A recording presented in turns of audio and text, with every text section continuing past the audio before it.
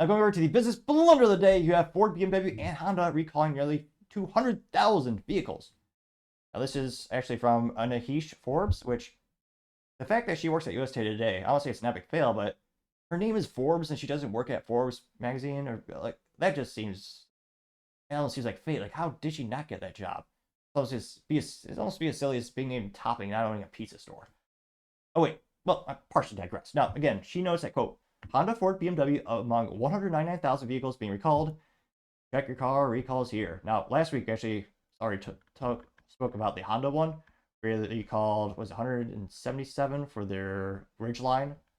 Now this talks about the BMW being recalled for a seatbelt malfunction.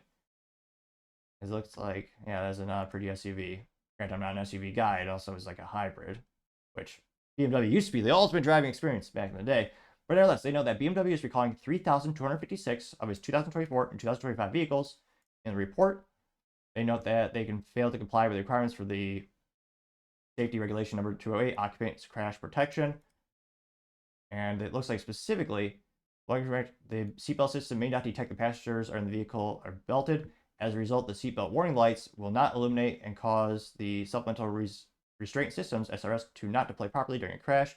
When a seatbelt warning light does not alert the driver that their passenger are unbelted or the SRS system fails to deploy, it can increase the risk of injury or crash.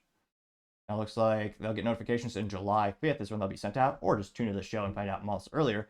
You can also call BMW at 1-800-525-7417. Looks like pretty much every X5 manufacturer, what is this? Oh, geez. A lot of the vehicles. So again, these are model years. But model year 2024 XM, 2024 X5, 2025 X6, X7, and the Alpine XB7. And other recalls is Ford, which they're a very heavy participant in this part of the show. They know that the recall over the software error that disrupts its drive power. Now they're recalling 8,726 or 27 of the vehicles.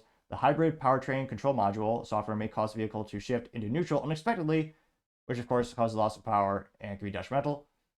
Those are going to be mailed out May 23rd, a little bit faster. Call Ford at 1-866-436-7332. Recall number is 24S33. Ford recall specifically is for vehicles with 2020 to 2022 Ford Escape or Escape if you want to feel fancy, 2021 to 2022 Lincoln Corsair, and 2022-2024 Ford Maverick.